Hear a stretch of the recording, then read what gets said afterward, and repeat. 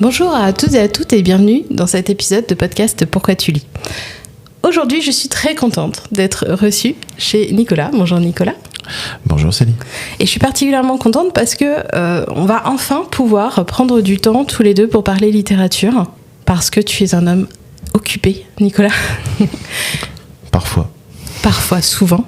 On s'est connus à la base parce que tu es président d'une association de geeks dans le coin de Bayeux qui s'appelle Summer Geeks, qui est une association bien occupée aussi, avec beaucoup d'événements autour de la pop culture. Ça, c'est le moins que l'on puisse dire, effectivement. Oui.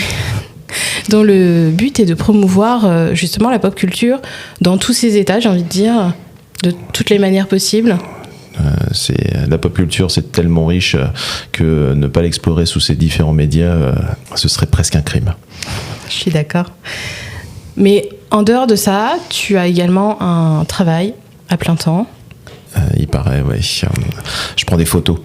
Des photos un peu bizarres, mais des photos. Ouais, tu prends des photos. Moi, en préparant un peu l'interview, je me suis dit, c'est rigolo parce que dans ton travail, tu lis des images en noir et blanc. Tout à fait.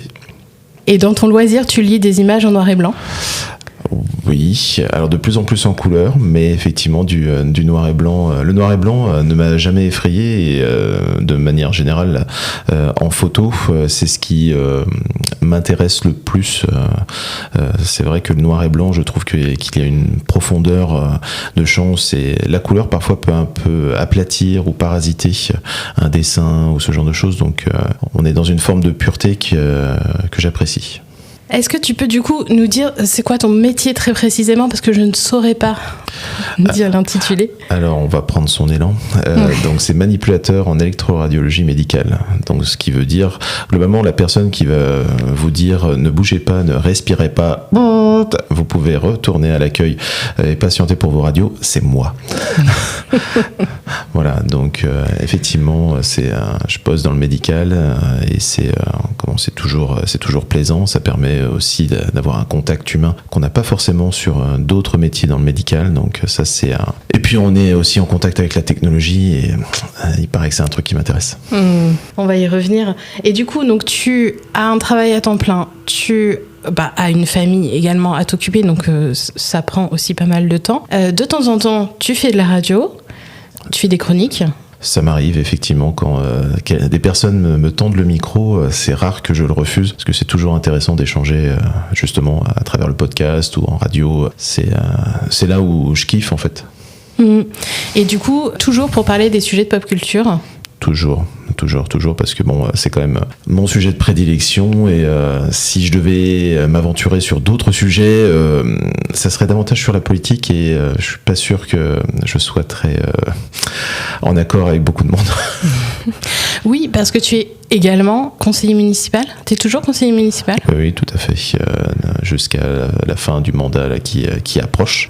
Je suis effectivement conseiller municipal. Ça fait 2 mandats qu'on fait à Sommervieux et ça me permet effectivement de développer l'aspect culturel dans une petite bourgade à côté de Bayeux et ça aurait été un grand plaisir de le faire pendant 2 mandats. Donc, comme avec tout ça, tu n'étais pas encore suffisamment occupé visiblement, ton emploi du temps est quelque trop.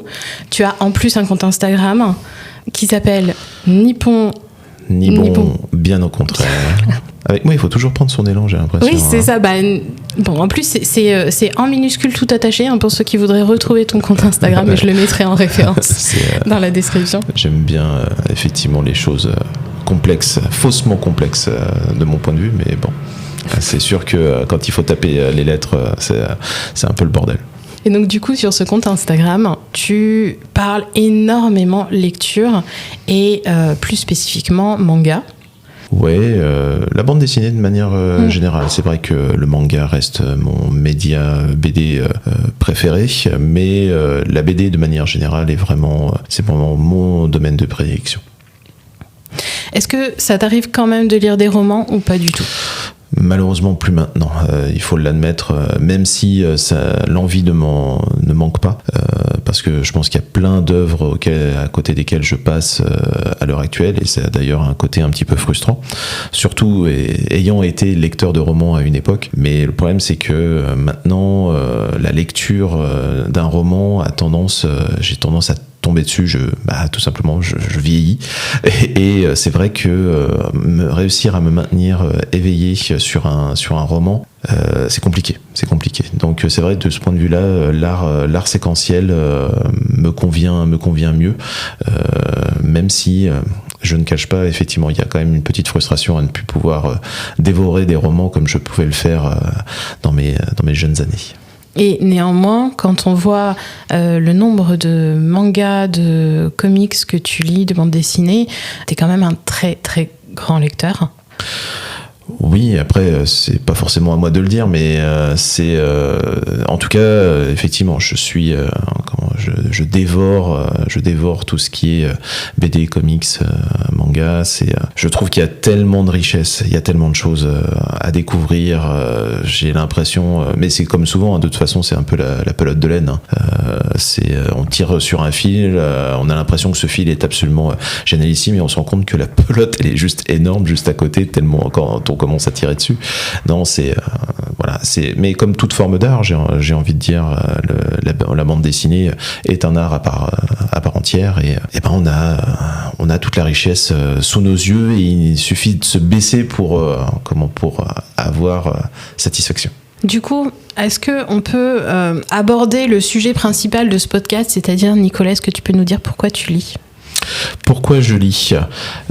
Parce que la vie ne serait pas la vie s'il n'y avait pas la lecture. Okay. Moi, j'ai l'impression que si je ne lisais pas, ça serait comme un manque d'oxygène, en fait. Je ne verrais pas le monde tel que je vois à l'heure actuelle s'il n'y avait pas la lecture. C'est quelque chose qui comme tout le monde, je pense, m'a construit, m'a forgé une opinion, une vision de la vie, qui fait que, moi, si un jour je m'arrête de lire, je pense que vous me retrouvez 6 pieds sous terre, en fait. C'est que non, c'est la lecture est tellement importante à mes yeux que je pense que vraiment la notion d'oxygène, c'est ce qui lui convient le plus. Tu lis tous les jours ? Tous les jours. C'est si j'ai pas je suis un vrai camé quelque part sur certains mois. C'est si j'ai pas à un moment donné, ça peut être très court, hein, parfois effectivement, les événements de la journée, le boulot, le taf font que on peut pas non plus lire ce qu'on veut, mais ne serait-ce qu'un tout petit peu, ça. Je ne sais pas ce qui se passe au niveau hormonal, mais en tout cas, ça me fait grave du bien. Donc voilà, c'est quelque chose que je fais depuis tout gamin. J'ai eu l'impression, étant tout petit, de pas suffisamment lire. C'est pour ça que je suis un peu chiant avec mes enfants. Alors foutre des bouquins dans les mains en permanence, dire ouvrez-vous, parce qu'à un moment donné, vous risquez d'avoir une forme de frustration, parce que vous vous rendrez compte que la vie, elle est pas si longue que ça, et qu'il y a tellement de belles choses à découvrir de ce point de vue-là. Après, ça reste des enfants, donc je veux pas non plus être... je vais pas les forcer, mais... Après, c'est aussi l'envie d'échanger par rapport à ça. Alors, c'est des enfants, puis en plus, c'est des adolescents, toi, que tu as. Les adolescents, très souvent, on peut observer un décrochage au niveau de la lecture qui revient après. Oui, parce qu'à un moment donné, il faut être en rupture. Oui, aussi, ouais. Voilà, donc c'est pour ça, il faut réussir à être malin, mettre les bouquins à des endroits où, ils vont le choper, mais ils vont pas forcément immédiatement saisir que c'est comme un appât. Donc une BD négligemment déposée dans les toilettes, oups, j'ai oublié ça dans la salle de bain, enfin ce genre de choses. Et puis c'est posé sur ton lit. C'est parfois le message subliminal est pas sublime, mais bon, voilà, il est ce qu'il est. C'est intéressant, du coup, tu fais preuve d'imagination pour essayer de les amener là où tu veux sans... Bon, voilà, c'est des propositions finalement aussi. Alors après, je suis pas non plus la finesse incarnée, hein, donc parfois, quand j'ai pas le temps, je dis non, ça, il faut que tu lises. Mais je me rends compte que rien qu'en le disant, que c'est pas le bon message. C'est parce que je vois bien à ce moment-là que oui, t'es bien gentil, je pose le bouquin à côté, je pense que je reviens 2 jours plus tard, le bouquin il a pas bougé, quoi. Donc bon, on essaye, en tout cas. Bon, après c'est pas toujours couronné de succès, mais quand ça marche, c'est assez pas gratifiant, mais en tout cas j'ai l'impression d'avoir fait mon boulot de père de lecteur. Parce que là on est chez toi, dans ton salon, et je peux observer qu'il y a des piles de livres posées partout. Un petit peu partout. Il y a une bibliothèque derrière moi. Alors il y a la pile de livres, effectivement. Il y a aussi des piles de jeux vidéo. Il y a beaucoup d'indices qui sont cachés un peu partout, avec des influences un peu japonaises, un peu pop culture. Il y en a partout, partout autour. La culture chez toi, elle est comment dire, c'est pas envahissante, hein, le mot, mais elle est omniprésente. Oui, elle est omniprésente. Ça, qu'est-ce qui nous définit en tant qu'humain ? Enfin, moi, si tu me dis que un être humain, c'est juste comment manger, boire, respirer, se reproduire, voilà quoi. C'est pas forcément ce qu'il y a. C'est nécessaire, mais on a eu la chance quand même d'être doté d'un cerveau, de capacités. Il y a des gens d'immenses talents qui nous démontrent à tout moment qu'ils ont une imagination débordante, et que nous on est là juste en tant que récepteur à pouvoir accepter ça, apprécier cela. Apprécions le moment, quoi. Et donc quand on a effectivement la possibilité de pouvoir apprécier des éléments culturels, que ce soit à travers la BD effectivement, mais sous toute forme d'art, voir la complexité,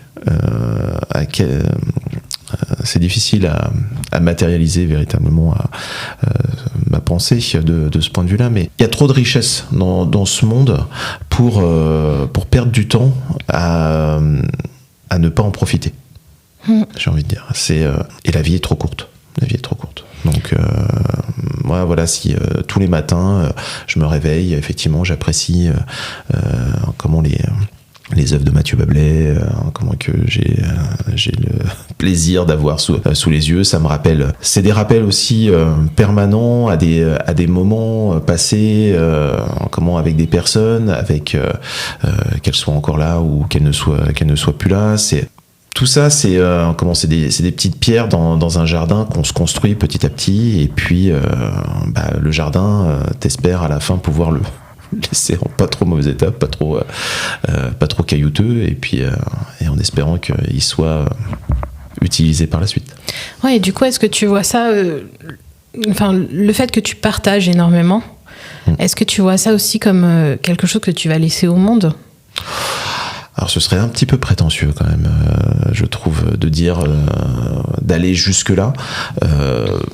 Parce que moi, Nicolas Blin, je ne suis à l'échelle de l'univers, je suis juste une poussière, quoi. Donc, faut pas non plus.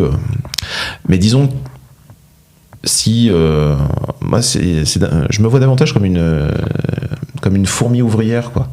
Je me dis les fourmis ouvrières de l'humanité. C'est-à-dire que on est des passeurs. Et j'espère que à travers les échanges qu'on peut avoir, à travers effectivement la culture qu'on va donner aux autres, que petit à petit, l'humanité va construire une jolie pyramide qui sera pas une tour de Babel, mais et qu'à la fin ça aboutisse à quelque chose de très positif. Ça peut paraître hyper naïf comme vision, mais peut se rendre compte avec tout ce qui se passe à l'heure actuelle que il y a quand même des personnes, on a l'impression qu'ils sont sur Terre uniquement pour détruire cette pyramide. Et donc, me voir plutôt comme un bâtisseur que comme un destructeur, en tout cas, ça me fait du bien à l'ego, et puis ça me donne un petit peu foi et espoir pour la suite, quoi. Ouais, je pense qu'on partage la même vision, notamment du monde associatif. Enfin, moi, ça me fait beaucoup penser en fait à ce que tu fais au niveau associatif par rapport à ça. Le fait que c'est hyper important de se retrouver, de créer du lien, de partager. Ce que je voulais dire par là tout à l'heure, c'est que de toute façon, en fait, vu tout ce que tu as déjà fait en termes de partage d'œuvres culturelles sous toutes leurs formes, en termes de création aussi de liens en fait, tu vois, enfin avec les associations, avec le compte Instagram que tu as forcément marqué les gens qui t'ont rencontré ou qui ont travaillé avec toi à un moment donné. Tu vois, par exemple, moi je fais partie de l'association, j'ai découvert énormément d'œuvres grâce à toi. Grâce à toi, parce que tu les as partagées, parce que tu as invité les auteurs, parce que tu as à un moment donné mis dans les mains des livres ou des jeux vidéo en disant tiens, vas-y, regarde, ça peut te plaire, etc. En fait, c'est rien, mais mine de rien, ça fait quand même une diffusion de la culture qui est absolument géniale et qui est aussi grâce à toi, tu vois. Oui, moi, les membres de l'association, on est effectivement, on est tous je disais la métaphore effectivement de la pyramide, mais on est aussi, j'ai l'impression, en tant qu'association, on est comme un énorme cerveau en fait, avec chacun et son petit neurone s'interconnecte, et chacun va devenir plus fort parce que il communique avec l'autre, et toujours avec une forme de bienveillance, quoi. Enfin, pour moi, la culture, c'est aussi ça. C'est toi, t'es une personne suffisamment intéressante, ou en tout cas une personne qui donne envie de dire va plus loin. Découvre ça. Peut-être tu vas peut-être pas aimer, tu vas peut-être détester, tu vas peut-être adorer, mais en tout cas l'échange qu'on aura par rapport à ça, il sera constructif. Il permettra potentiellement de rebondir sur une autre œuvre, ou alors de creuser le sillon par rapport à cela. Et ça, cette richesse-là, dans l'association, mais pour rien au monde, je la laisserai. Vraiment, c'est quelque chose que je chéris vraiment du plus profond de mon cœur. Et si effectivement par mes partages, par machin, il y a des personnes qui auront découvert des trucs, qui auront l'impression, tout comme moi on l'a fait auparavant avec moi, ont permis de grandir en tant qu'être humain. Job is done. C'est vrai que c'est quelque chose que je trouve hyper intéressant au niveau du fonctionnement de l'association, c'est qu'on a des personnes qui sont très différentes, qui viennent de milieux très différents, qui font des boulots qui sont complètement différents aussi. Certes, on se retrouve sur un sujet qui est la pop culture, mais qui est très très vaste. Et moi personnellement, qui suis pas spécialement geek, enfin dans le sens où j'ai pas, alors je joue aux jeux vidéo, mais vraiment, j'ai pas une culture, ouais, voilà, vraiment de manière ponctuelle. J'ai pas la culture jeux vidéo geek très très profonde, mais néanmoins, je me retrouve totalement dans cet assaut parce que il y a le côté littéraire, il y a le côté cinématographique que j'ai également, et on arrive toujours, même avec des gens qui n'ouvrent jamais un livre, à se trouver des histoires en commun parce que jeux vidéo, parce que cinéma, parce que livre, en fait tout ça interagit et parfaitement. Et dans l'association, tu as des gens qui effectivement ont plus d'appétence pour les jeux vidéo, ou pour le cinéma, ou pour la littérature. Et tout ce petit microcosme se retrouve et forme une bande de partage culturel. Exactement, une communauté de partage culturel qui est géniale, qui est très, très enthousiasmant. Ça me fait plaisir de te l'entendre dire, parce que quand on voit de quoi part finalement ce projet à l'origine, dire je vais pas dire c'est un petit miracle, parce que des associations il en crée, il s'en crée, mais la manière où finalement la mayonnaise a prix, c'est quand même... Ouais, c'est une satisfaction parce que voilà, les personnes, on sait bien que le domaine associatif, c'est pas toujours simple parce que effectivement, c'est des personnes qui se connaissent pas à l'origine. Bon, ok, ils vont avoir un point commun à un instant T, mais qui dit que le lendemain, parce que mal parlé, machin, ça peut vite se déliter. Et là, c'est vrai que Summer Geek, ça tient depuis 10 ans. Moi, j'ai la chance d'être vraiment super bien entouré, d'avoir effectivement des gens qui sont bienveillants et qui ont envie eux aussi de partager leur passion et leur culture. Et toute cette richesse là, j'espère qu'elle perdurera dans le temps, même si à un moment donné, je prendrai peut-être un peu de recul ou quoi, mais tout ça, la culture, c'est pas un acquis. C'est pas malheureusement l'histoire nous l'a suffisamment rappelé pour dire que il y a des personnes, c'est leur kiff d'effacer les histoires, l'imagination, de rabaisser les personnes qui effectivement sont pourvoyeuses de tant de belles choses. Et ça, c'est pour ça qu'on doit le chérir. On doit le chérir à l'instant T. On doit l'apprécier en tant que tel.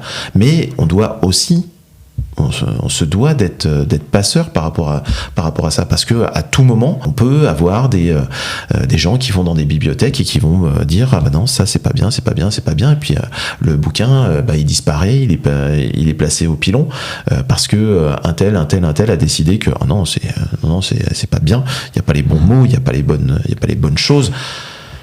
Qui sommes-nous pour juger? Ouais, qui sommes-nous? Ça fait beaucoup écho à l'actualité en ce moment aux États-Unis. C'est exactement ce qui se passe avec le gouvernement Trump qui efface des bibliothèques publiques, tout un tas d'ouvrages. Trump, parce qu'effectivement, c'est l'arbre qui cache la forêt, mais et on en parle effectivement beaucoup parce qu'on a tendance à systématiquement prendre effectivement ce miroir grossissant que sont les États-Unis, mais faut pas se leurrer. À partir du moment où on a une politique culturelle où on donne pas de l'argent, où on doit faire systématiquement des choses d'être broc, quand on précarise systématiquement les artistes, c'est à un moment donné, ce sont aussi des choix politiques. Et ces choix politiques, c'est aussi ceux qui ont cours à l'heure actuelle dans notre beau pays, dans le pays des Lumières. Donc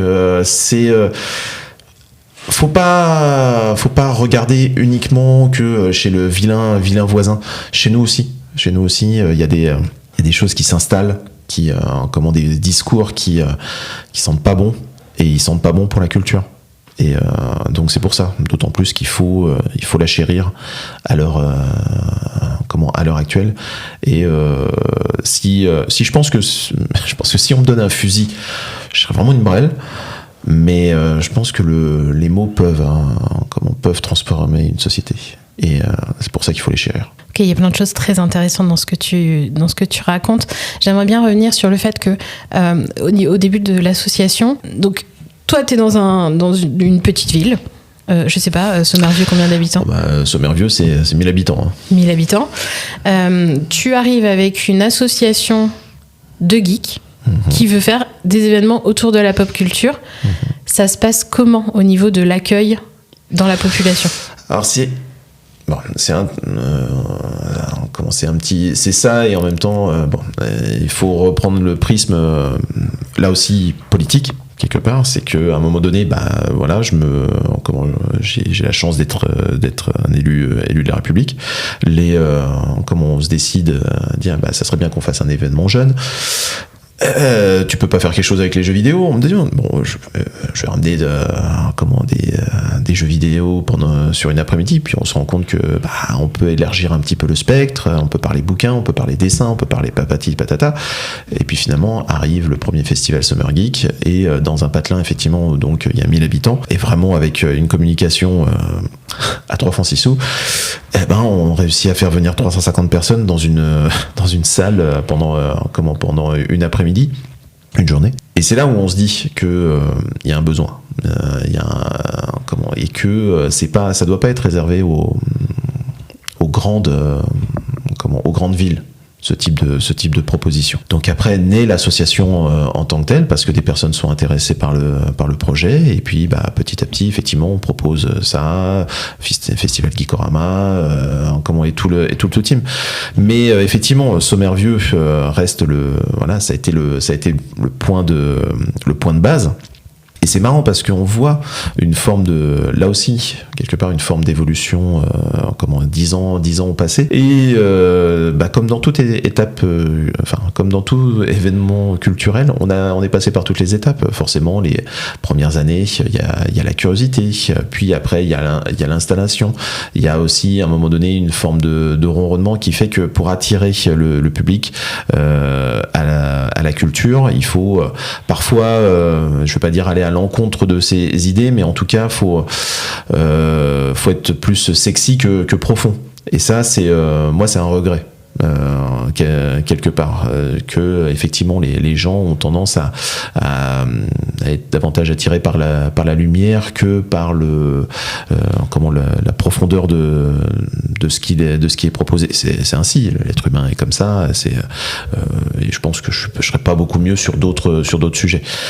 Et donc on change les formules, on essaye mais on sent là tout de suite à notre époque, on sent que la culture, à partir du moment où elle est chez soi facile à consommer, pourquoi aller s'embêter, aller échanger avec d'autres personnes? Il y a une forme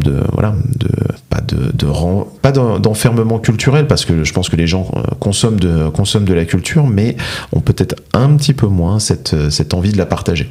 Est-ce que c'est dû à l'époque? Est-ce que c'est dû à une forme de lassitude, comme je disais? C'est très difficile à dire, mais c'est là aussi c'est une forme de frustration. Est-ce que c'est naturel pour ce type de proposition? Moi, je suis, comme on l'a dit, je suis pas un professionnel de l'événementiel ou quoi. On essaye de faire de notre mieux au niveau associatif. Et si les gens adhèrent, tant mieux. S'ils n'adhèrent pas, on va pas aller les chercher chez eux. Mais parfois on aimerait. Et pourtant, c'est quand même un événement qui, aujourd'hui, ramène du monde d'assez loin, en fait. Si on prend effectivement Geekorama, qui du côté deuxième festival qu'on organise à Bayeux, oui, il y a des gens effectivement qui viennent, pour certains, d'assez loin, qui font quand même 30-40 bornes pour venir sur le festival. Et ça, c'est satisfaisant, c'est cool, parce qu'il y a une vraie volonté d'échanger de ce point de vue-là. Donc ça, c'est bien. C'est très très bien. Mais un autre de mes traits de caractère, c'est je suis gourmand. Et donc la gourmandise, elle est aussi par rapport au domaine culturel, c'est-à-dire que j'aimerais toujours plus, mais pas. Je pense pas que ce soit juste une envie égotique. J'ai pas prétention à dire organiser un festival qui fait 3000, 5000 personnes. Enfin, ça, dans le principe, je m'en moque.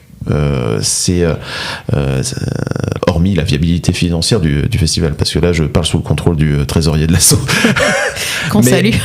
Voilà, qu'on salue, Christophe. Mais intrinsèquement, je me dis que toutes les personnes qui ont réussi à faire passer les portes du festival, c'est potentiellement à un moment donné, on va leur faire plaisir, ils vont s'amuser, ils vont apprendre des trucs, ils vont échanger avec d'autres festivaliers, et tout ça, derrière, ils vont le rapporter chez eux, ils vont se nourrir avec ça, et donc, dire effectivement, si on peut avoir 500, 1000 personnes qui viennent en plus, tout ça se nourrit l'un les autres, et on revient à la notion de pyramide de cerveau et tout. Ça peut aussi pousser des personnes à se lancer dans le domaine associatif, et Et alors cool. ça peut être vraiment cool. Et ça, c'est encore plus cool, même si on sait que c'est du temps, c'est de l'investissement, mais c'est tellement gratifiant. Oui, ça vaut vraiment le coup. Donc, pour refaire le lien avec le livre, moi je me suis toujours posé la question, parce que je suis bénévole sur tes festivals depuis quelques années, je me suis toujours posé la question de savoir si, en fait, donc il faut bien voir que c'est dans une salle des fêtes, donc notamment Geekorama, qui était à la salle des fêtes La Comète de Bayeux. Quand on passe les portes, ce qui arrive en premier à notre regard, juste en face de nous, ce sont les auteurs avec leurs livres et les librairies. Est-ce que c'est une volonté vraiment consciente de faire ça, ou est-ce que l'espace a été travaillé comme ça Alors, je pense que inconsciemment, il y a une envie effectivement de mettre en avant tout de suite la lecture. Parce que il y a une chose, c'est que quand on dit Summer Geek, immédiatement le terme geek, jeu vidéo. Et moi j'aime bien les contre-pieds. Et je pense qu'il y a tellement de personnes qui sont persuadées quand ils passent la porte de Geekorama, qui vont trouver que du jeu vidéo, ou majoritairement du jeu vidéo, et ils vont en trouver. Mais que se dire, ils arrivent, c'est quand même des auteurs, c'est des bouquins. Et puis à côté, ils vont trouver des différents artistes et tout. Et c'est quelque part que dans un second temps qu'ils trouvent les jeux vidéo. Non pas que je dénigre la culture vidéoludique, c'est loin de là, il y a tellement de choses bien de ce point de vue-là. Mais dire, allez un petit peu, quelque part titiller là aussi la curiosité des gens sur d'autres médias. Je vais pas dire que c'est notre métier, mais on est aussi là pour ça. Si on est là juste pour être dans le confort, finalement, et de trouver uniquement ce que t'es venu chercher, ok, mais à ce moment-là, ton cercle, il se restreint. Et là-dessus, la culture, c'est ce qui est important, c'est toujours à un moment donné avoir une forme de porte de sortie et de lien vers autre chose. Parce que sinon, on peut considérer qu'on se rabougrit, on peut se renfermer sur les choses. Donc, si on peut titiller, si les gens ils arrivent et dire super dessin, une BD intéressante. Les jeux vidéo, le tournoi Smash Bros, il attendra 5 minutes. C'est plutôt cool parce que au lieu de un média, la personne s'est déjà intéressée à 2. On a doublé ses chances. Donc, voilà. Oui, puis j'ai l'impression que tous les événements de l'association sont un peu comme ça. Moi, il y a une des choses emblématiques quand on vient à l'association, c'est le quiz, quand même, notamment le quiz du président, que tu prépares amoureusement c'est avec tes un neurones. plaisir. Ouais, et c'est vraiment super intéressant de participer ou en tout cas d'entendre, parce que quand on est bénévole, on n'a pas forcément le temps d'y participer, mais en tout cas d'entendre les questions et les réponses. Moi, j'apprends toujours plein de choses dans les quiz. Je sais qu'il y a toujours une partie où je vais être potentiellement dans les meilleurs, c'est la partie littéraire, parce que tu mets toujours une partie littéraire, en tout cas extrêmement souvent, quasiment tout le temps. J'essaye en tout cas d'y amener toujours de la lecture, que ce soit à travers la BD ou la partie littéraire. Mais c'est là où, malgré tout, et on peut le regretter, s'en inquiéter ou quoi. Mais c'est vrai que les questions purement littéraires, purement romanesques, on sent que c'est difficile. On sent que en général, c'est perçu vraiment comme des difficultés. Alors on essaye de contourner entre guillemets le problème en faisant, comme tu le disais tout à l'heure, des références, des ponts avec des films qui ont été vus en relation des adaptations, ce genre de choses. Mais on sent quand même que la lecture roman, c'est pas toujours évident, parce que là encore c'est un investissement, c'est du temps, et et parfois c'est un univers qui fait un peu peur, parce que pendant longtemps on a fait en sorte que ça fasse peur aussi. Donc à mettre des émissions littéraires à pas d'heure, ou avec des personnes qui ont tendance très régulièrement à s'écouter parler plus qu'à vouloir réellement partager leurs envies. Après, Je ne dis pas que ce sont, attention, je dis pas que ce sont des émissions qui sont inintéressantes comme La Grande Librairie ou ce genre de choses, mais à un moment donné, la promo c'est bien, le véritable échange littéraire, comme on pouvait avoir aussi à une époque, apostrophe ou ce genre de choses, là j'ai l'impression de vraiment passer pour un vieux con, mais le Grand Échiquier, c'est quand même des émissions qui t'élèvent, quoi. Enfin, moi, quand tu écoutes certaines personnes, t'as l'impression de te sentir moins bête à la fin. Ça veut pas dire que tu vas tout retenir ou quoi que ce soit, mais et ces gens-là prennent pas la place d'Hanouna, quoi. Et j'avoue, je vais essayer de pas être grossier, mais qu'est-ce que j'en ai envie là. Bah, du coup, on va basculer sur la partie compte Instagram avec ni pont ni bon, bien au contraire. Yeah. Yes, du premier coup. Et la manière dont toi tu partages, moi je trouve que c'est... alors j'ai plein de questions par rapport à ça, mais je trouve que déjà tu fais vraiment... Alors un effort, j'en sais rien, mais en tout cas c'est authentique ce que tu partages. Ah oui, on me le reproche parfois. C'est vrai, j'ai des questions là-dessus. Mais ouais, moi, à partir du moment où on partage un avis sur une œuvre, cet avis, il doit pas être parasité par quoi que ce soit, pas par le fait d'avoir la notion des services de presse ou ce genre de choses. Moi, j'avoue, c'est... Mais même si c'est terriblement tentant, terriblement sexy, bien évidemment, de se dire, je demandais à des éditeurs, ils te les envoient. Mais je sais, en tout cas, là je parle vraiment à titre personnel, je sais pertinemment que je me sentirais extrêmement mal d'aller tailler un bouquin qui m'a été gentiment envoyé par un éditeur. Et donc, forcément, ça biaise la chose. Et puis, il y a service de presse, puis il y a la notion... l'acte d'achat aussi. L'acte d'achat, pour moi, il a aussi une forme d'importance, parce que à un moment donné, c'est un vrai engagement que tu as vis-à-vis de la lecture. Et c'est pour ça que, alors que je serais le premier à promouvoir la culture à travers les médiathèques et tout, je suis quasiment le dernier à y aller, ou pas loin, même si j'essaye de le faire un petit peu plus à l'heure actuelle.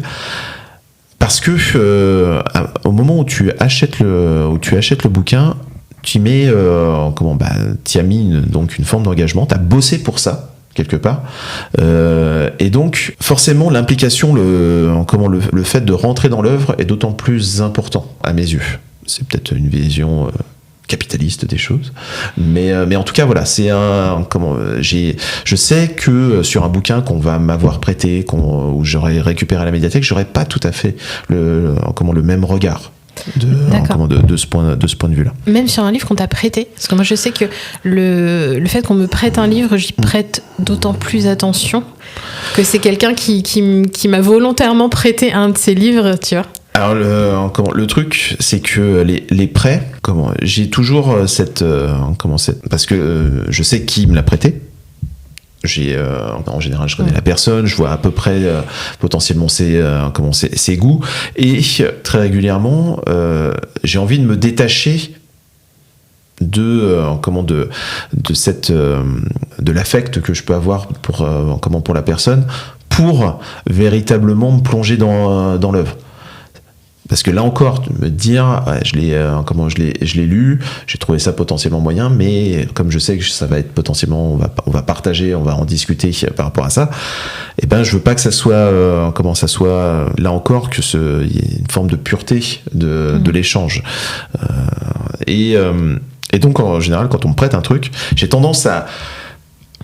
J'y prends soin, mais je le mets dans un coin, pendant quand même je mets du temps. Et au moment où par contre j'estime que l'envie est là de découvrir cette œuvre-là par son sujet en propre, non pas parce qu'on me l'a prêté, mais en propre, là j'y vais, et là véritablement j'ai l'impression d'avoir une relation saine entre guillemets à la lecture. D'accord, ça fait sens. Et donc c'est pour ça que souvent les gens, j'essaye de pas trop emprunter, parce que je sais que je vais pas le rendre immédiatement.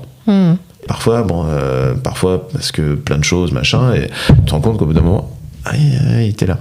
Ah ouais, je te l'avais prêté, oui, effectivement. Bon, voilà, c'est donc là-dessus, je suis pas forcément le meilleur des emprunteurs, mais en tout cas, voilà, de ce point de vue-là, je prends quand même soin. J'ai un vrai, j'ai un vrai échange avec l'œuvre, mais au bout d'un certain temps. Tout à l'heure, tu disais que des fois on te reprochait le fait de dire vraiment ce que tu pensais des œuvres. Alors, non, c'est pas. Alors, j'ai pas forcément été très clair. C'est pas qu'on me reproche de dire franchement les choses. C'est parce qu'en général, ça c'est relativement apprécié. On dit souvent. C'est juste que les œuvres qui sont que je chronique parfois, comme je dis, justement, je veux pas forcément être dans la hype du moment ou quoi, et donc je vais déjà attendre potentiellement un petit peu au niveau de la lecture, et puis arrive à un moment donné où je le lis, et là j'apprécie ou j'apprécie pas. Et en fait, c'est là où le monde des réseaux sociaux est quand même assez, je vais pas dire pervers, mais en tout cas, c'est que les personnes qui vont qui suivent beaucoup l'actualité littéraire, vont immédiatement avoir les avis, les avis des autres, des avis qui eux peuvent être sincères, pollués par la notion de la commercialisation des choses. Enfin bon, voilà, et moi j'arrive un peu en bout de chaîne ou en milieu de chaîne, et c'est tranché. Comment c'est tranché, et souvent on me dit ouais, mais t'arrives un petit peu après. Soit t'arrives un peu après. Si mon avis est positif, dis ouais, t'es un suiveur. Soit tu le tranches, dis ouais, t'as envie de faire. T'as envie de faire différemment des autres. Et ça, après les gens ils croient ce qu'ils ont envie de croire. Mais en tout cas, moi je sais que lorsque je balance un avis, il essaye d'être le plus distancié de toute marchandisation pollution des réseaux, on va dire. T'en suis, toi, d'autres personnes qui font des critiques de manga comme ça ? Alors, en manga, relativement peu, parce que je trouve qu'en manga, ça vise un jeune public. Et ce jeune public, il a tendance à se recentrer beaucoup sur les mêmes œuvres, et c'est là où moi c'est vrai que je lis, comme tu disais, je lis beaucoup, et j'ai essayé de lire des œuvres qui sont un petit peu qui sont pas toujours celles qui sont mises en avant par les éditeurs. Déjà, pour trouver des personnes qui lisent ces bouquins-là, c'est pas toujours évident. Et puis après, en parler de manière construite et aller au-delà de ouais, c'est trop bien, allez-y, achetez-le, ou c'était de la merde. Là, tu fais déjà un sacré tri. Pour moi, le temps est précieux.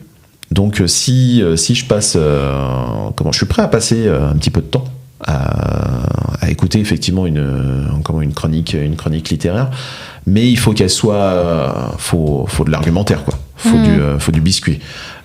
Si tu m'as pris 5 minutes juste pour dire le héros il est beau, les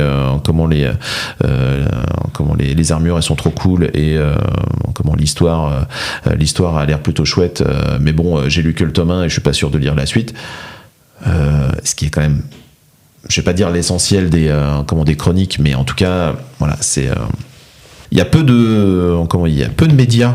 Vraiment, je suis attaché à ce qu'il propose, mais par contre, quand je suis accroché, là je suis très très fidèle. Parce que en général, ce sont des personnes qui, effectivement, on sent que il y a de la matière derrière. Comme on peut prendre la team Bunko Podcast, vraiment les trois sont vraiment d'excellents chroniqueurs, en même temps d'être assez cool. En fait, on a envie d'être pote avec eux et d'avoir le type d'échange qu'ils ont, mais il y a d'autres personnes qui complément Shoujo, que je trouve toujours hyper pertinent dans ses propositions. Il y a Dr Pralinus, il y a plein de il y a quand même beaucoup de personnes qui effectivement ont un contenu intéressant. Parfois il faut aussi réussir à les suivre sur les plateformes, c'est-à-dire que plus ça va, plus les gens ont tendance à migrer sur Twitch. Et Twitch, moi, c'est quelque chose où j'arrive pas à véritablement me lancer dedans. Et parfois, c'est un peu frustrant. Ouais. Mais bon. Après, on réussit à se nourrir. Hein. On réussit à se nourrir. Il y a suffisamment de richesse, mais j'aimerais parfois un petit peu plus de profondeur de champ. Ok. Toi, au niveau des réseaux sociaux, tu as plusieurs manières en fait de parler de tes lectures. Tu fais très régulièrement des stories pour raconter. Alors déjà, tu mets tes lectures de la semaine, à peu près une fois par semaine. À peu près, oui, en général. Où tu as déjà énormément de bandes dessinées. Oui, c'est... En général. Non mais genre, t'as vraiment une sacrée pile. Et puis donc là où tu commandes en fait assez rapidement, mais néanmoins avec toujours un mot pour dire effectivement quelque chose d'un peu plus concret sur ta lecture.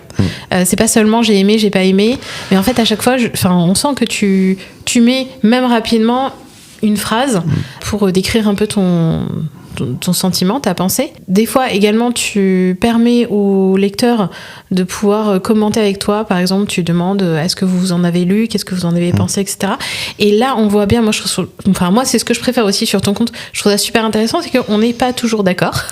Ah bah oui, même mais heureusement. Oui, voilà, heureusement. Et t'as toujours une approche très bienveillante de ça en fait. T'es comment dire, quelqu'un qui va dire moi je suis pas d'accord avec toi parce que ce tome là je l'ai surkiffé et toi t'as pas aimé plus que ça, tu vas jamais lui dire oui mais c'est parce que t'es naze en fait. Tiens, aller dire ça, alors le truc c'est que voilà, j'ai vieilli et je sais que étant plus jeune j'aurais pu balancer ça. J'aurais pu être effectivement dans le backlash, quoi. C'est aller au conflit et être. Mais bon, voilà, on s'améliore avec le temps, on essaie de se bonifier et là-dessus tu te rends compte que la personne qui est en face de toi, t'es qui pour aller dire que c'est de la merde ce qu'il lit ou quoi. J'ai pas vocation et le but quand même à la fin c'est d'avoir un échange. Donc si l'échange il commence de manière hyper agressive, l'échange il tourne court de manière générale ou alors il tourne de manière pas intéressante ou façon trumpiste, quoi. Et ça c'est pas trop ma cam, quoi. Donc alors, bien évidemment qu'il y a des moments, une personne va me dire j'ai surkiffé, sur le moment je dis quand même, quoi, quand même. Il y a ça qui va pas. Mais plutôt que d'imposer finalement mon avis, l'intérêt de l'échange, c'est quand même de savoir ce qui toi t'a amené à apprécier cela. Et à ce moment-là, quelque part, c'est là que le dialogue véritablement il se noue et potentiellement dire ah ouais, donc t'as kiffé ces éléments-là dans le récit. Ok, bon, moi ça m'a pas plus marqué, mais peut-être parce que telle œuvre, moi j'ai trouvé qu'elle a fait mais vachement mieux. Et donc à ce moment-là tu dis mais est-ce que t'as lu ça et pas dans le forum péremptoire, non mais t'as pas lu ça, non, est-ce que ça peut-être que ça peut te plaire. Et donc là voilà, l'échange il se noue comme ça et c'est là où ça devient intéressant, parce que là si le mec ou la nana elle te dit oui je les ai lus et je trouve que là ça fonctionne mieux, là intellectuellement là ça travaille Et puis, s'il les a pas ouverts, moi, toujours le rôle du passeur, de machin, et si la personne, elle découvre le truc, elle reviendra peut-être possiblement, pas tout de suite, mais dire, en fait, j'ai lu ça, et forcément, ouais, le regard, il change un petit peu et tout. Gagnant-gagnant. Gagnant-gagnant, parce que moi, j'ai l'impression d'avoir fait mon job de passeur dans cette partie-là. Et puis la personne en face, elle n'a pas été dénigrée, elle n'a pas été. On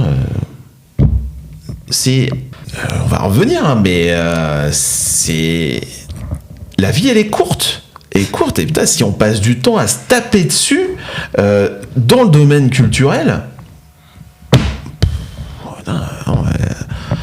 autant prendre un pistolet et se tirer une balle, hein, sinon le reste, ça va être compliqué, hein, le reste du temps. Hein.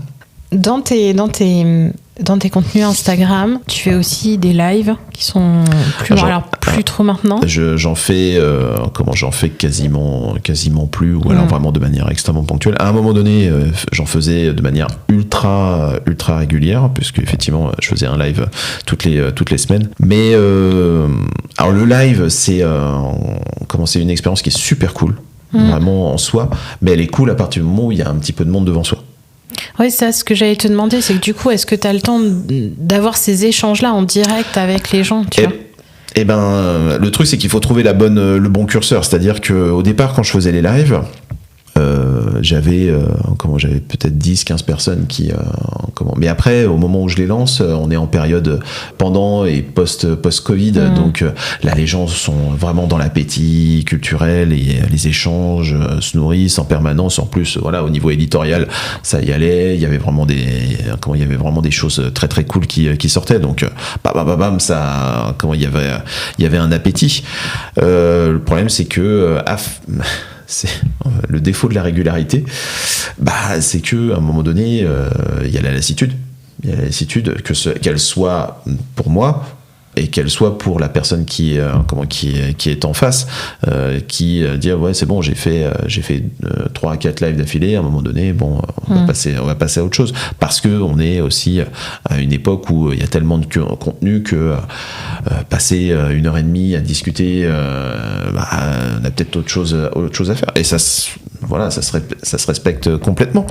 Donc moi j'ai poussé au maximum, puis arrive à un moment donné où voilà, on est juste avec 2-3 personnes, toujours les mêmes, et en général les personnes qui restent comme ça, en général ils sont souvent d'accord avec toi, et à ce moment-là, l'échange, le but c'est d'un live aussi, c'est d'avoir un échange qui, là encore, je ne demande pas de la confrontation, mais quelque chose qui soit de l'argumentation, de la profondeur de champ. Et si c'est juste pour avoir des personnes qui sont d'accord avec toi, même si c'est toujours cool pour l'ego, moi à un moment donné, c'est pas je préfère faire autre chose. Mais il y a une frustration parce qu'effectivement, là à l'heure actuelle, je fais mes stories à la semaine, et il me manque quelque chose. Donc c'est pas dit que peut-être pas des lives, mais reprendre un petit peu de format vidéo sous d'autres formes. Ça après on verra. Je ne m'interdis rien. Mais bon. En tout cas, voilà, effectivement. Après, les lives, ils sont toujours dispo sur le compte. Et des fois, il y a des personnes grands fous, qui se retapent des lives de 2 heures, qui datent d'il y a 1 an, 2 ans. Alors, ce qui est dommage, c'est que, les gens ont tendance à regarder, mais après, il n'y a pas forcément l'échange. Donc, ça, on va dire comme une. Il y avait ça aussi. Plus ça allait, plus on était vraiment le live, la notion de la chronique littéraire de base, comme si c'était une vidéo YouTube. Je voyais les personnes effectivement qui étaient présentes, voilà, mais l'échange zéro. Et ça, quand t'as la possibilité d'échanger, pourquoi tu saisis pas le bâton, quoi? Moi, c'est un truc que j'ai du mal à comprendre. Alors les personnes en général avaient tendance à dire ouais, mais je connais pas ce bouquin. D'accord. Ok, mais tu connais peut-être pas le bouquin, mais après peut-être que tu en connais d'autres. On peut aussi échanger. Alors c'est peut-être aussi moi de ma manière effectivement de présenter les choses qui fait que les gens avaient l'impression d'avoir du mal à s'insérer dans le truc. Je suis là encore, je suis pas un pro, mais toujours l'échange. Et quand il n'y a pas d'échange, c'est moins intéressant. C'est moins intéressant. Voilà. Ouais. Parce que sinon, effectivement, si c'était juste pour faire des chroniques, fais une chaîne YouTube et puis tu causes, quoi. Mais à ce moment-là, hormis te faire du bien à ton ego, je trouve que ça manque de quelque chose. D'accord, ça marche. Mais ça reste un avis très personnel. Moi, il y a quelque chose qui m'a toujours surpris avec toi au niveau de tes lectures. Je suis quelqu'un de très surprenant. Oui, tu es quelqu'un de très surprenant. Surtout, vraiment, parce que c'est pas ma pratique à moi de lecture, donc je m'interroge. Tu as toujours 15 000 séries de mangas en cours. Comment tu fais pour suivre? Parce que, alors, je prends mon cas personnel, pour le coup. Moi, ma manière de consommer les mangas, parce que j'en lis quand même pas mal, c'est j'ai 3-4 séries en cours. De préférence, j'aime beaucoup commencer les séries quand elles sont terminées. Comme ça, je sais que je vais pouvoir me les lire par paquet. Mais mes 3-4, c'est mon maximum parce qu'après, j'ai un mal de chien à récupérer les personnages, l'histoire, et on en est où au fait. Et en plus, au niveau du timing éditorial, des fois, il faut attendre 6 mois avant d'avoir le prochain tome. C'est compliqué. C'est pas toujours simple, c'est une gymnastique, mais moi j'ai toujours fonctionné comme ça et le côté boulimique fait que je dois avoir il faudrait que je regarde sur l'application, savoir combien je vais avoir près de 150 séries en cours. Mais bon, je sais pas là-dessus, je dois avoir un cerveau rangé comme il faut par rapport à ça. C'est bien la seule chose où il est bien rangé, parce que le reste c'est toujours un peu le bordel. Mais là-dessus, je retrouve assez vite mes petits de ce point de vue-là. J'ai pas de trop grosses pertes. Il y a vraiment uniquement sur les séries où pour certaines, là on est sur des séries effectivement 9 mois, 1 an et demi, 4 ans, Berserk. Enfin voilà, ce genre de où effectivement là ça devient vraiment très très très très compliqué. Mais étant donné que on est je suis dans l'achat régulier, la lecture régulière, ça va encore. 2-3 mois pour retrouver ces petits par rapport à des trucs. Après, il y a aussi le fait que plus ça va, plus j'ai tendance à m'orienter vers des séries plus courtes. C'est-à-dire, bien évidemment, il y a des séries relativement longues que je suis maintenant depuis des années, et donc voilà, je suis là, je suis à peu près OP, mais plus ça va, plus les propositions éditoriales sont de plus en plus courtes, et de toute façon, par rapport à au public entre guillemets que je représente, les éditeurs ils sont pas bêtes, ils savent très bien que des séries qui vont au-delà de 10-15 tomes, ça devient compliqué. Donc plus ça va, voilà, on est sur des séries un petit peu plus courtes. Puis après, je m'interdis pas effectivement parfois de faire des pauses, et par contre de m'enchaîner 2-3 tomes à la suite. Et là, c'est presque comme un shoot d'adrénaline pour certaines séries. Ça se faire juste 2-3 tomes comme ça. Puis après, bon, ça retombe un petit peu, mais c'est il y a la peur du manque aussi. La peur du manque, c'est-à-dire si oui, il y a des moments où tu te dis non, c'est pas très sérieux de prendre une nouveauté, machin et tout. Mais tu dis putain, mais ça se trouve c'est le prochain truc qui va m'émoustiller, et ça surpasse tout. Je crois que c'est ça qui surpasse tout. C'est-à-dire si à un moment donné j'ai l'impression de dire ça se trouve je passe à côté d'un truc qui est vraiment qui va me faire du bien, qui va me transcender, qui va voilà, et que j'aurais aussi envie de partager avec les autres. Là encore, dire pour le coup, si on est surtout alors là je parle vraiment dans le domaine du manga.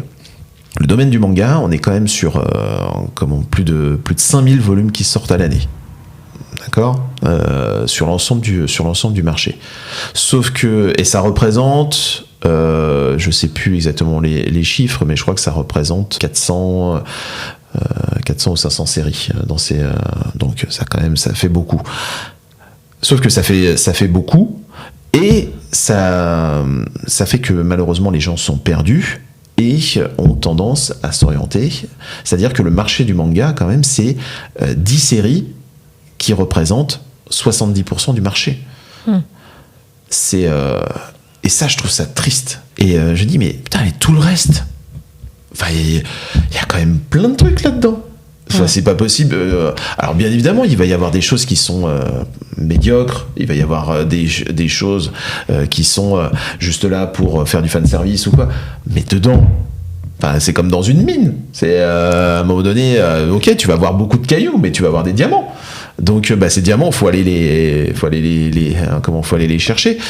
Et tout le monde ne va pas forcément avoir la curiosité d'eux. Et donc ça pour le coup, ouais, j'estime que c'est aussi un de mes rôles en tant que gros lecteur, c'est-à-dire de trouver effectivement les choses potentiellement intéressantes et se dire ouais, peut-être vous avez effectivement ces séries là qui sont plutôt cool, mais allez-y, là il y a d'autres propositions riches, intéressantes et auxquelles il faut donner sa chance, quoi. Et t'as jamais voulu devenir ni libraire ni bibliothécaire? Mais évidemment que oui. Non mais alors pas médiathécaire. Pas médiathécaire parce que et ça c'est peut-être à tort, mais toujours eu l'image effectivement du médiathécaire ou de la bibliothécaire qui reste derrière son bureau à râler parce que tu parles, ses lunettes en écaille et voilà, vraiment l'image d'Épinal, même si on sait bien que ça a énormément évolué et qu'on est dans d'autres propositions. Ah voilà, j'espère que depuis tu as rencontré d'autres bibliothécaires qui t'ont montré que c'était pas tout à fait ça. Évidemment, mais à ce moment-là, j'ai envie de dire, ma vie professionnelle était faite. Oui. Et libraire, c'est... Franchement, je me pose la question, surtout quand je vois comment mon métier évolue à l'heure actuelle. Il y a des moments où je me pose vraiment la question. Dire, est-ce que... Mais après, conscience de la politique... Enfin, ce qui se passe à l'heure actuelle, la manière dont les libraires ont du mal à joindre les deux bouts pour certains. Enfin, là encore, on est sur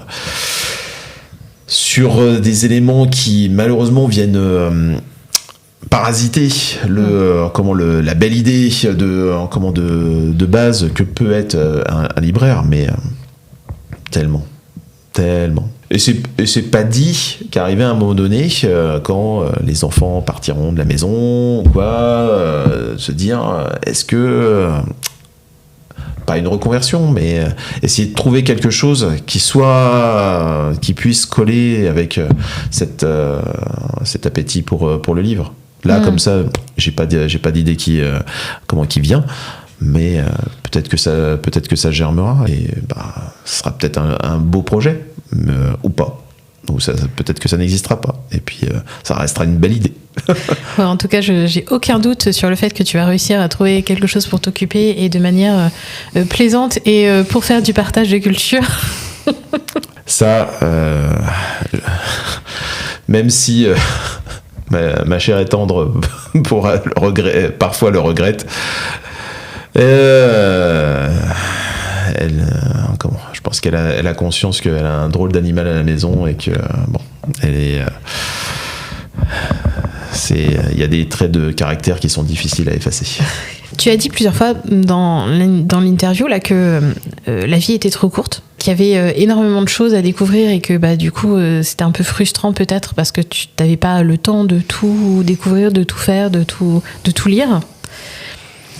Est-ce que du coup ça veut dire que toi tu t'autorises à arrêter un livre quand tu quand il te plaît pas? Est-ce que mais même en manga, est-ce que tu arrives à l'arrêter en plein milieu quand vraiment tu n'accroches pas parce que la vie est trop courte et tu as d'autres mangas à lire?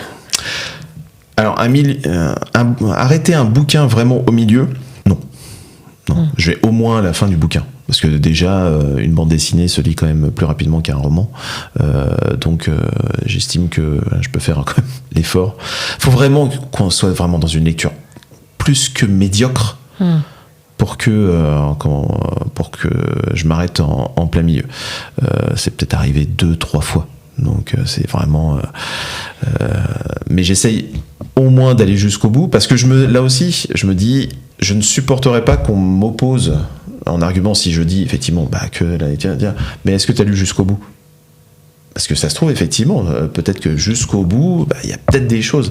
C'est là où aussi les séries parfois c'est compliqué, surtout en manga, parce que la manière dont c'est diffusé au Japon, le côté très épisodique et la notion d'évolution que ça peut entraîner, vont faire qu'il y a certains titres où le premier tome est médiocre, mais vraiment médiocre, ou passable, ou machin, et où par contre la suite va être géniale.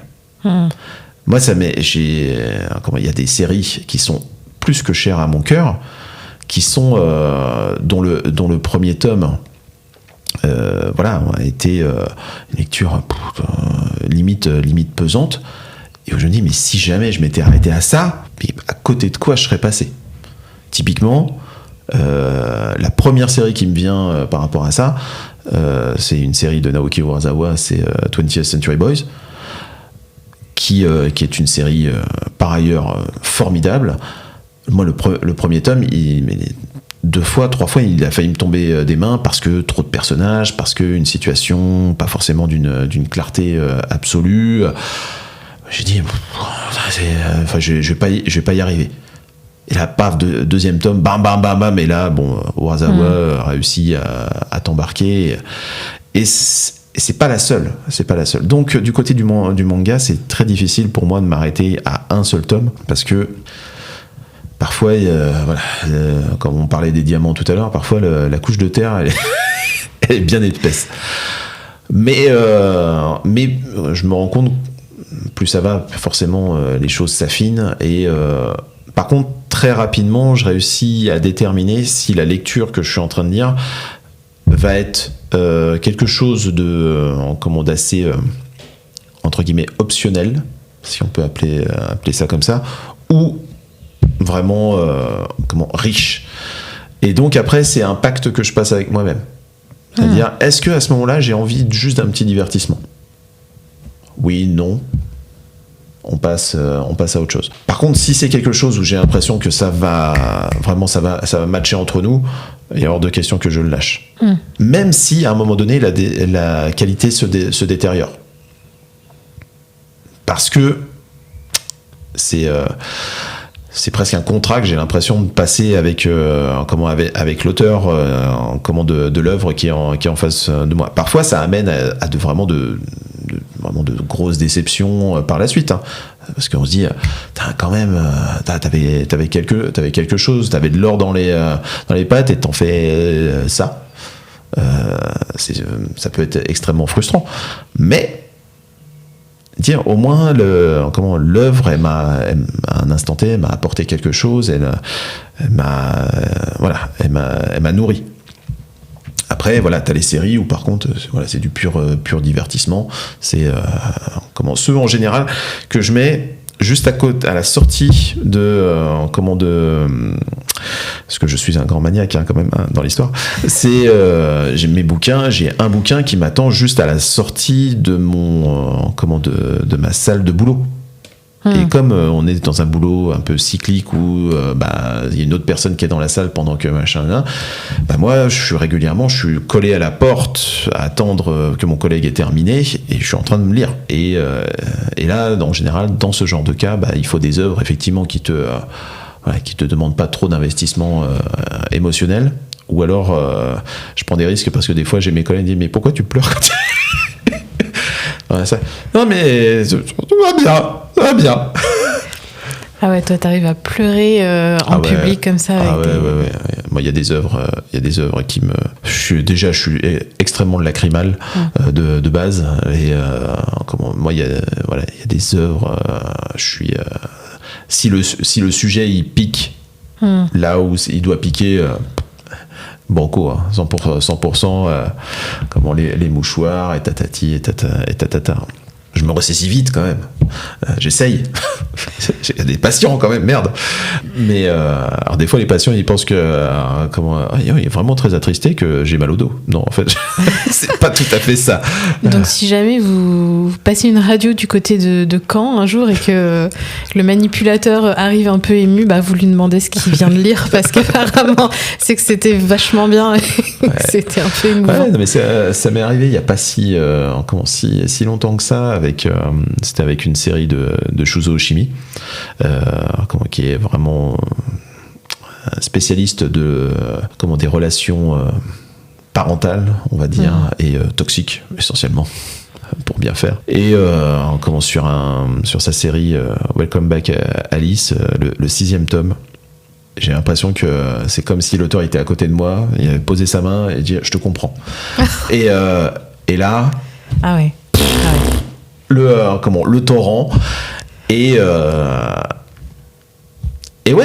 ces émotions-là, elles sont précieuses.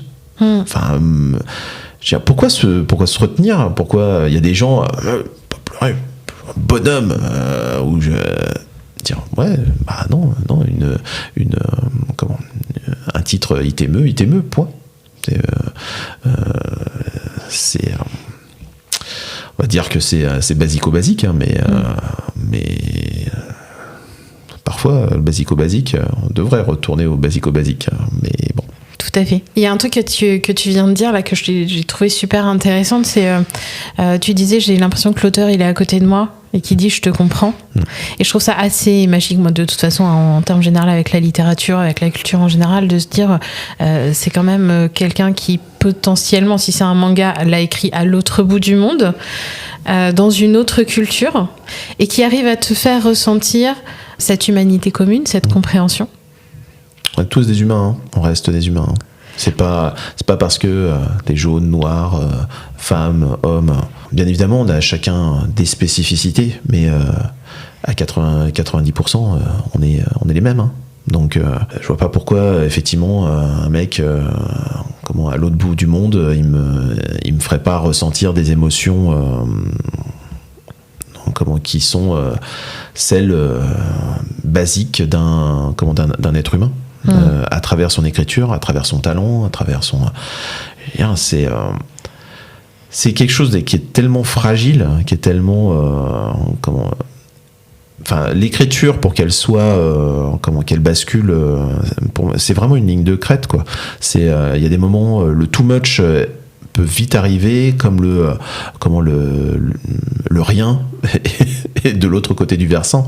Donc c'est une ligne de crête quand tu peux la suivre de bout en bout, comme avec justement dans une ascension du Mont Blanc, t'es encordé avec moi j'estime que t'es encordé avec un auteur, et qu'à un moment donné l'auteur c'est lui qui s'écroule et toi qui t'emporte dans la chute quelque part dans ta lecture. Parfois c'est toi qui le retiens, parce que malgré tout dire non, je vais suivre ton œuvre, je vais y aller, je vais quand même y aller, même si là tu fais un pas de côté. Et puis parfois il va réussir à remonter le niveau et à se remettre en selle. C'est une relation entre un auteur et son lectorat. Pour moi c'est pas juste, c'est pas pyramidal, quoi. C'est pas le mec qui est au-dessus et les autres non. Là aussi une notion, c'est une forme d'échange, mais un échange qui doit pas être nocif. Moi, j'échange avec des auteurs à la fois en termes de passion et aussi dans le cadre de l'association, mais je veux pas être non plus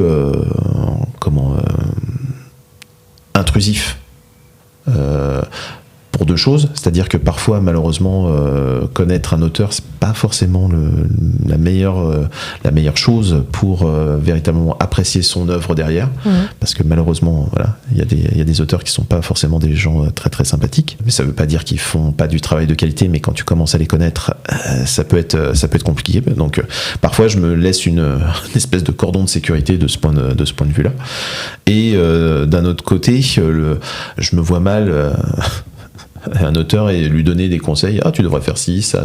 Il y en a plein, hein. Il y en a un certain nombre qui le font, et je dis mais enfin c'est comment, la personne que tu as en face de toi, c'est pas un robot, c'est pas quelqu'un, je commandais de la phase d'action là, de machin et tout. C'est une vision, c'est un auteur, alors possiblement plusieurs auteurs qui ont collaboré, mais là encore, quand tu t'es lancé dans son œuvre, tu as noué un pacte avec lui, un pacte de lecture, un pacte culturel, tu l'acceptes ou tu te casses, mais t'es pas dans la réclamation. C'est comme sur les personnes qui vont se plaindre régulièrement des œuvres qui attendent, enfin les personnes qui attendent des œuvres qui sont en stand-by depuis un temps certain. L'exemple qui me vient bien évidemment à l'heure actuelle, c'est puisque Denis Bajram est le parrain du festival, et voilà, on sait que sa série emblématique Universal War 2 là pour le coup, puisqu'on est dans le second cycle, et en stand-by depuis maintenant plusieurs années. À aucun moment, bien évidemment, il y a une forme d'impatience. Oui, je dis, mais ton impatience, tu peux la faire en découvrant d'autres choses. Il y a tellement d'autres choses à découvrir. Moi, c'est quelque chose les personnes qui vont effectivement pleurer leur chapitre du prochain One Piece et tout ça, c'est beau d'avoir cette passion là, mais en même temps je trouve que ça t'enferme. Tiens, ce temps-là, laisse-le tranquillement à l'auteur de te faire une œuvre de qualité, vraiment qui lui ressemble, laisse-le tranquille et découvre autre chose. Ouais, ça me fait penser, moi, alors, la fois où j'ai rencontré Denis Bajram, où dans la conversation, il avait dit, mais c'est hyper frustrant en fait pour un auteur, parce que nous, la bande dessinée, on met 1 an, 2 ans à la faire, et vous la lisez en 1 heure, 1 heure et demie. Et du coup, vous vous rendez pas compte de la différence.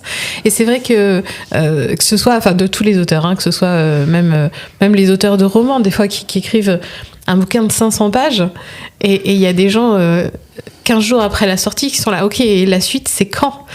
Mais ça fait 1 an que je suis sur ce livre. Et c'est pour ça... c'est très bien effectivement d'être impatient, d'être passionné par une œuvre. Ça, c'est bien évidemment, c'est cool. C'est un sentiment qui est tellement agréable, parce que voilà, toujours cette notion de connexion par rapport à un récit et tout, et d'être quelque chose qui t'oxygène aussi un peu la tête d'un quotidien qui est parfois morose. Donc le but, c'est pas de blâmer ces personnes-là, mais je pense que c'est une énergie.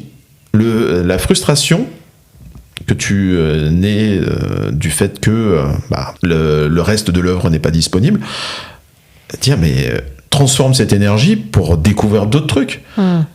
Tu dis, cette œuvre-là, elle est top. Donc ça veut dire que possiblement j'ai peut-être découvert un nouveau pan. J'ai dit, allons voguer.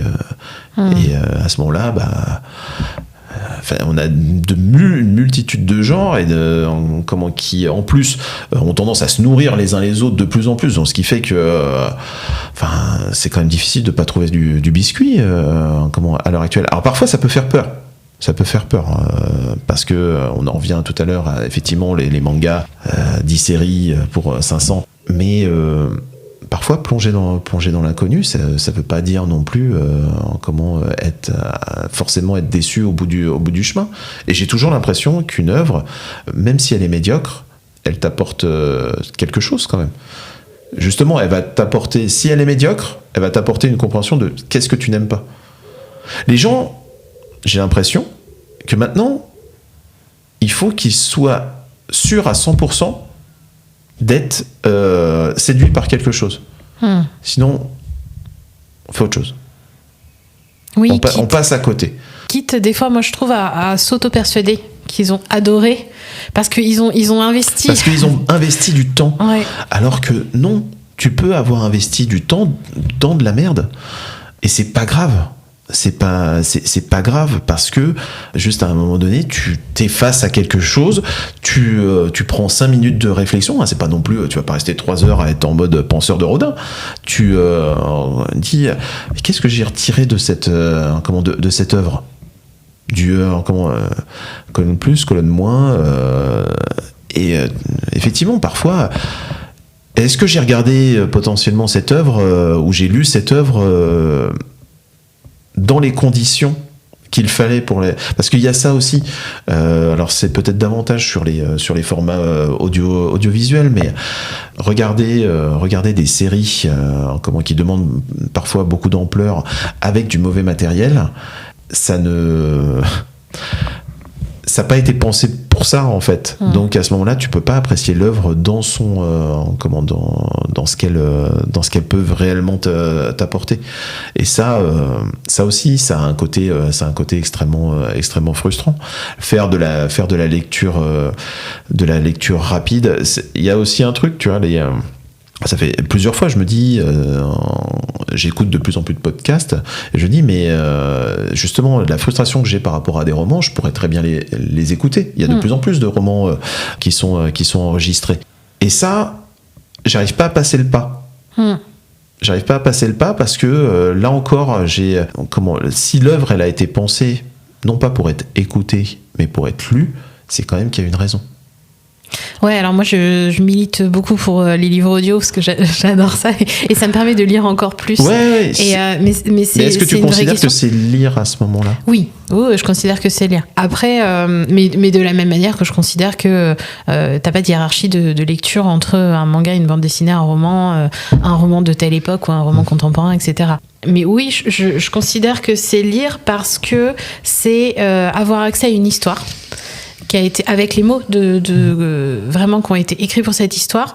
Après, le livre audio, c'est quand même spécifique, mais j'ai envie de te dire un peu comme les mangas. Tu sais, t'as des gens qui se mettent jamais au manga parce que le sens de lecture, parce que c'est du noir et blanc, parce que c'est quand même des dessins qui sont très spécifiques. Le livre audio, c'est un peu pareil pour moi, c'est que t'as le moment, t'as la raison de le faire, t'as la voix qui va te lire le livre audio, parce qu'il y en a où en fait t'as la voix, tu n'accroches pas, mais comme n'importe quelle voix radiophonique, hein, t'as des voix, c'est juste, ça ne colle pas, c'est comme ça. Et puis le livre audio, moi alors l'avantage que j'y vois, c'est que tu peux faire autre chose en même temps. Donc moi je fais énormément de bricolage, de jardinage, de ménage, des fois je conduis en écoutant un livre audio comme on pourrait écouter la radio. Et t'as des gens qui n'ont pas ce besoin-là en fait, ou cette envie-là. Des fois ils sont juste, et c'est très bien comme ça, hein, mais ils jardinent, ils sont juste à 100% dans le jardinage. Moi c'est vrai que mon cerveau il aime bien avoir quelque chose sur lequel se poser. Alors c'est pas forcément ça peut être un inconvénient aussi, hein. C'est pas forcément quelque chose de génial, mais du coup alors pour moi le livre audio, je le vois comme une autre façon de lire qui se rajoute à toutes les possibilités qu'on peut avoir pour lire. Oui, ça reste pour moi une autre voie, effectivement.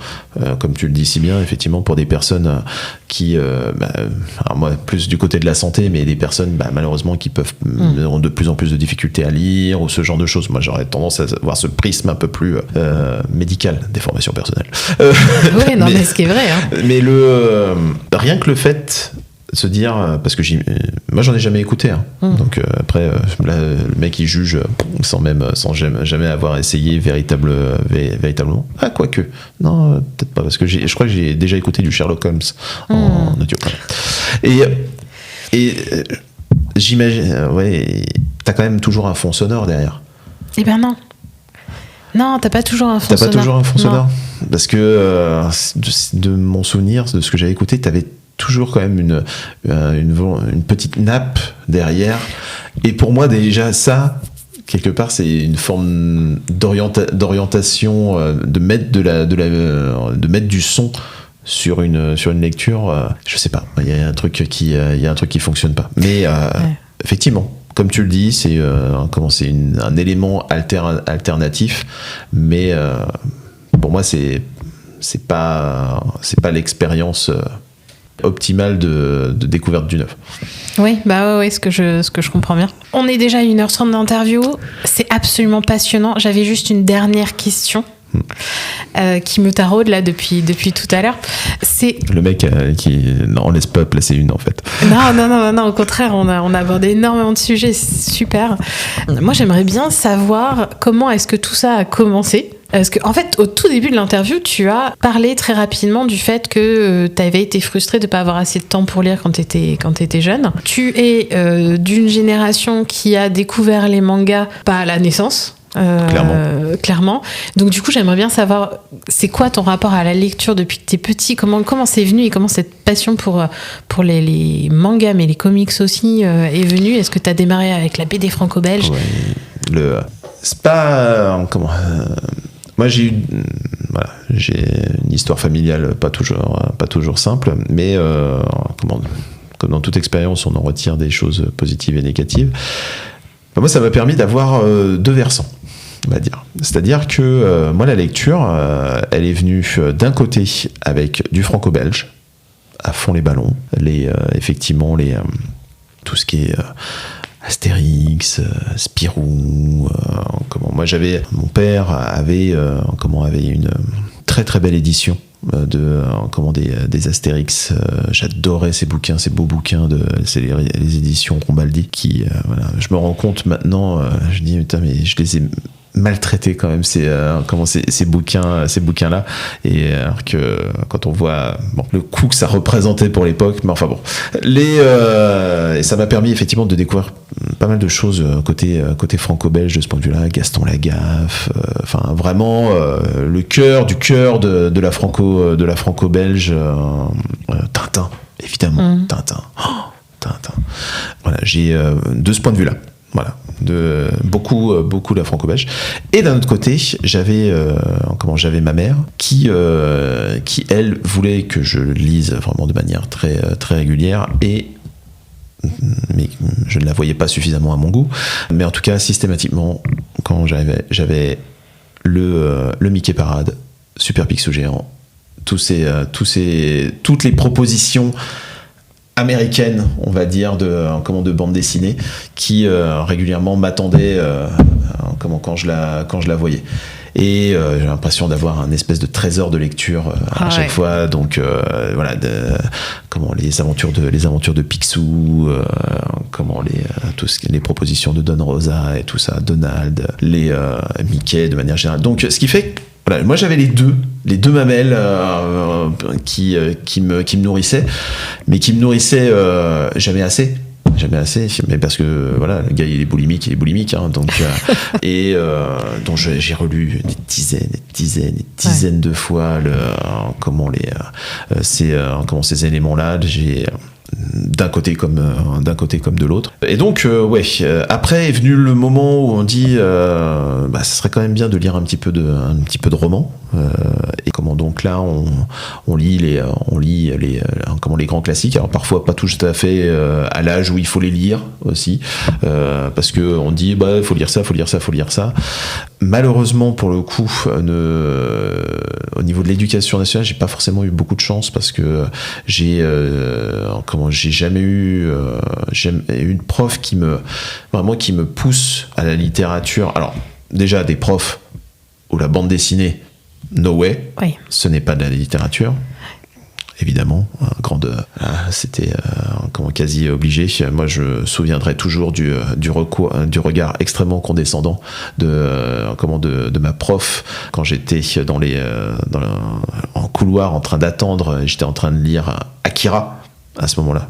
Et t'étais en quelle classe ? J'étais en 4e à ce moment-là. Mais le regard qu'elle m'a lancé en train de lire ça, en disant mais on est en train de faire un dégénéré supplémentaire, ça a été On était dans les années 90, non ? Ouais, années 90 à ce moment-là. Donc, malheureusement, j'ai jamais eu de prof qui m'a poussé à la lecture, mais il y avait quand même des choses. Moi, il me fallait encore d'autres éléments qui me boostent. À ce moment-là, c'est beaucoup les livres dont vous êtes le héros. Ça, j'en ai fait quelques-uns. Je crois que j'en ai jamais fini aucun. Mais franchement, ça m'amenait dans des univers. Déjà, je kiffais les couvertures.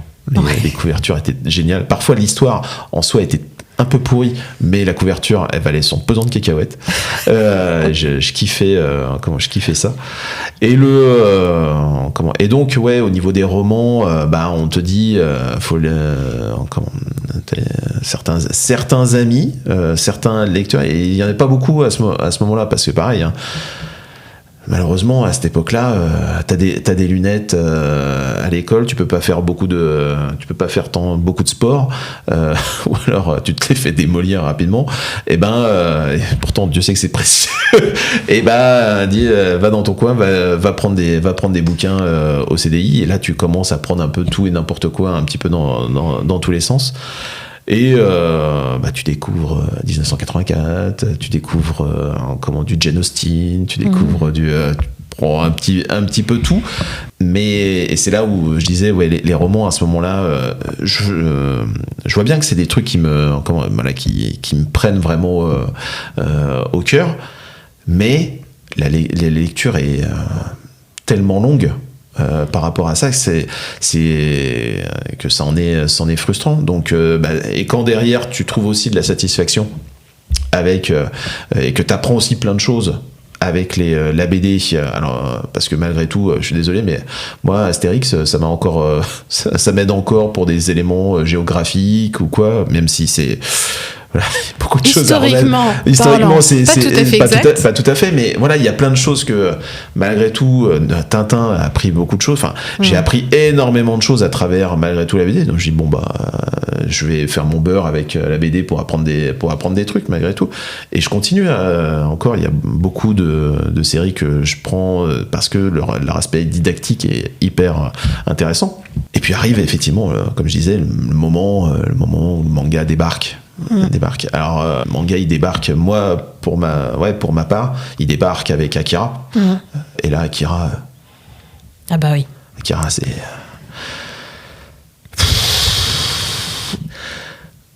comment réussir à être dans une forme visuelle aussi parfaite, dans une œuvre aussi profonde, il y a la violence aussi à ce moment-là, donc parfait, hein, je suis au moment de l'adolescence, ça saigne dans tous les coins, ce que tu n'as pas tout à fait du côté de Donald comme du côté de la franco-belge à ce moment-là, donc effectivement ça répond à un appétit, bien évidemment je suis un enfant du Club Dorothée, donc il y a aussi cette matière, mais comme pareil, j'avais un côté un petit peu rebellouille, Dragon Ball, ça m'intéressait pas forcément plus que ça. J'étais plus team Chevalier du Zodiaque. Enfin, voilà, il y a des choses qui m'intéressent davantage. Mais ouais, le truc vraiment qui me met dedans, c'est Akira. Paradoxalement, il y a Akira, mais comme il y a tellement peu de propositions à côté intéressantes, il y a une cuvette à un moment donné où je m'en rééloigne du manga, parce que aussi pas toujours simple de se fournir les médiathèques, nanana. Et puis à un moment donné arrive le moment où les études se terminent, où les salaires commencent à tomber, un petit peu avant quand même, hein, mais et là aïe. Et là c'est la fin. Là c'est la fin. Là c'est putain. Là je peux aller acheter mes bouquins et garder précieusement à la maison. Alors là, c'est le début d'un engrenage terrible. Mais dont je ne sors pas et ça va. Je me porte bien. Oui, c'est ça, dans lequel tu es plutôt heureux, finalement. Je suis heureux. Parfois, je me sens quand même aussi pas emprisonné dans un système, parce que chacun on est côté un petit peu routinier aussi. Parfois, on prend aussi, je vais à la librairie, mes pas m'amènent directement à la librairie sans même que je réfléchisse, c'est quasiment dans un élément automatique. Est-ce que ça, c'est sain ? Non. J'estime que dans un certain sens, ça ne l'est pas toujours. Mais de là à dire que je le regrette, ce serait vraiment... ce serait mentir. Pire comme addiction, quand même. Clairement, ouais. Clairement. Mais on peut quand même parler d'addiction, je pense. C'est pas grave.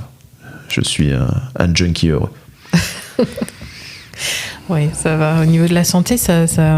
à partir du moment où tu as les moyens, de toute façon, c'est pas non plus une addiction très très grave.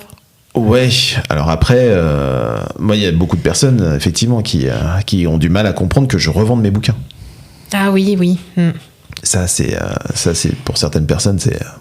Ah non, c'est arrivé dans la bibliothèque. Je dis, moi, garder un bouquin que j'ai trouvé médiocre ou qui...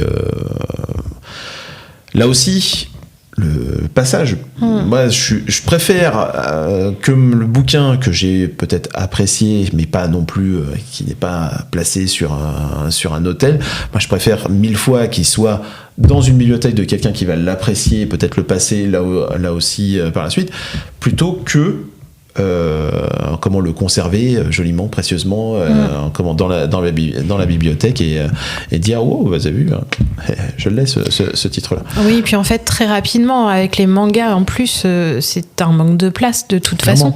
Clairement, ça te force à un moment donné là aussi à relativiser tes lectures et à les classifier en fonction de l'importance que tu leur donnes. Et puis il y a des titres qui sont parfois importants à un moment donné, vraiment où tu te dis non, c'est pas possible, cela je le garderai tout le temps. Et puis après passe le temps et tu te rends compte que c'est des titres qui restent un petit peu soit qui restent dans leur époque, ou est-ce que moi maintenant la vraie question c'est est-ce que ça j'ai envie de le faire lire à mes gosses. Ouais. Ça c'est maintenant c'est un truc qui est important à mes yeux, la notion effectivement de vouloir de donner ça en héritage. Et là, tu relativises beaucoup ce que tu es en train de dire. Tu te rends compte que voilà, il n'y en a pas non plus des dizaines de milliers, quoi. Sur la quantité que j'ai lue, c'est là où je dis. Par contre, ce que je conserve précieusement, ça me ferait chier que ça parte de la maison à un moment donné, quoi. Mais bon. Après, moi, je serais plus là pour en juger à un moment donné. Donc, ils en feront ce qu'ils en veulent. Mais important. T'as toujours cette notion en tête de partage et d'héritage de toute façon. Toujours. Nous ne sommes tous que des éléments d'une longue chaîne. Écoute, c'est une magnifique conclusion. Est-ce qu'il y a un sujet qu'on n'a pas abordé et que tu aurais aimé aborder ? Au bout de 2 heures, je pense qu'on a pas mal, on n'a pas effleuré le sujet, j'ai envie de dire.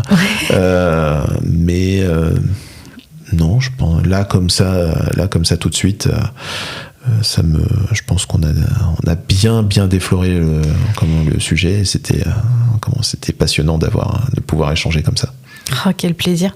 Franchement, j'ai démarré le podcast en disant que j'étais vraiment contente de pouvoir t'avoir pendant 1 heure là avec moi pour pouvoir enfin parler littérature, parce qu'on n'a pas tant l'occasion que ça d'en parler ensemble quand on se croise au quotidien. C'était vraiment passionnant, c'était un pur bonheur, toujours très très contente d'échanger autour de la littérature. L'échange toujours. Oui, l'échange toujours.